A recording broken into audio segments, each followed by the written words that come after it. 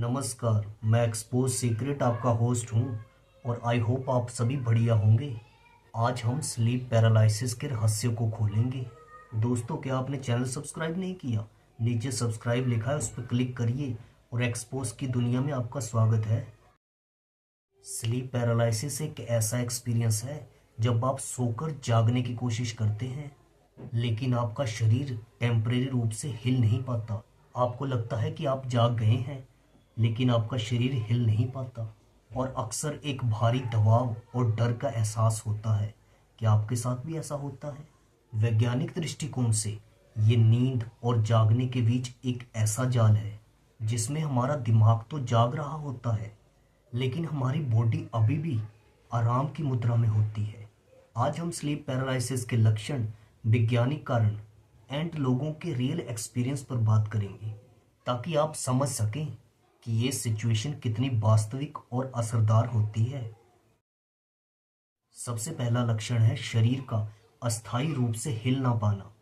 जब आप जागने की कोशिश करते हैं तो आपको ऐसा लगता है कि आपकी मांसपेशियां चल नहीं रही हैं, भले ही आपका दिमाग जाग चुका हो। अक्सर ये नींद और जागने के बीच एक संक्रमण की स्थिति होती है जब दिमाग तो जागता है लेकिन माइंड शरीर को इशारे नहीं भेजता। इसके अलावा भारीपन का एहसास अक्सर सीने पर महसूस होता है जिससे सांस लेने में दिक्कत होती है और डर और बेचैनी इसीलिए महसूस होती है क्योंकि हमें लगता है कि हम अनसेफ हैं, भले ही ये केवल दिमाग की एक अवस्था हो। ये लक्षण धीरे धीरे हमारे शरीर और दिमाग के बीच की जटिलता को दिखाता है। दूसरा लक्षण है भारीपन का अनुभव। जब आप जागने की कोशिश करते हैं तो ऐसा लगता है कि आपका पूरा शरीर एक भार के नीचे दब गया हो।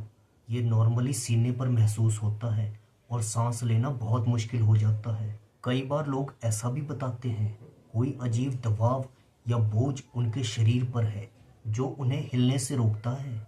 ये लक्षण अक्सर ही नींद ना आने के कारण हो सकता है और इसे समझने से हम अपने डर और बेचैनी को कम कर सकते हैं।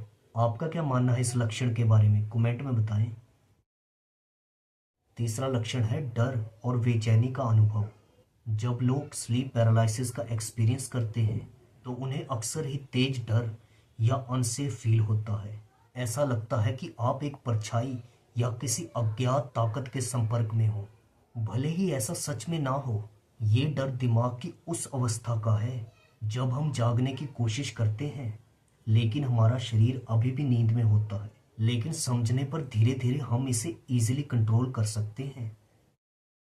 उदाहरण के लिए एक व्यक्ति बताता है कि जब वह कॉलेज में था तो उसे कई बार स्लीप पैरालिसिस हुए।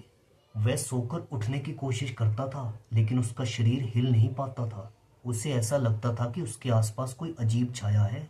लेकिन जब उसने नियमित नींद के रूटीन को अपनाया, तनाव कम किया और सोने से पहले कुछ गहरी सांस वाली तकनीकें अपनाई और पहले से वो ठीक होने लगा।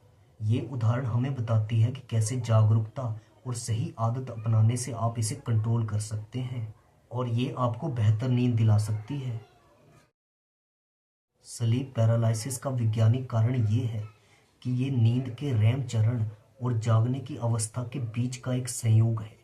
जब हमारा दिमाग रैम नींद में होता है तो हमारा शरीर स्वाभाविक रूप से निष्क्रिय रहता है ताकि हम सपने देखते हुए खुद को चोट ना पहुंचाएं। लेकिन कभी कभी जब दिमाग जागता है, शरीर उसी निष्क्रिय अवस्था में रह जाता है। इसी कारण हमें स्लीप पैरालिसिस का अनुभव होता है। ये आमतौर पर तनाव, अनियमित नींद या अत्यधिक थकान के कारण ज्यादा होने लगता है। इसके समाधान और सुझावों में सबसे पहले एक नियमित नींद का रूटीन बनाना जरूरी है। कोशिश करें हर दिन एक समय पर सोएं और उठें ताकि आपका शरीर एक नियमित लय में आ सके। दूसरा, सोने से पहले तनाव कम करने वाली गतिविधियां अपनाएं, जैसे हल्की स्ट्रेचिंग या ध्यान, ताकि आपका दिमाग शांत हो। तीसरा, सोने से पहले अपने मोबाइल और टीवी का कम इस्तेमाल करें ताकि दिमाग आसानी से आराम की स्थिति में जा सके। इस तरह समझें कि स्लीप पैरालिसिस एक आम लेकिन डराने वाला अनुभव है जिसे समझकर और सही आदतें अपनाकर आप काफ़ी हद तक कंट्रोल कर सकते हैं। अगर आपको इस तरह के अनुभव होते हैं तो घबराएं नहीं, बल्कि नियमित नींद, तनाव कम करके और सही जीवन शैली अपनाकर धीरे धीरे आप बेहतर महसूस करेंगे।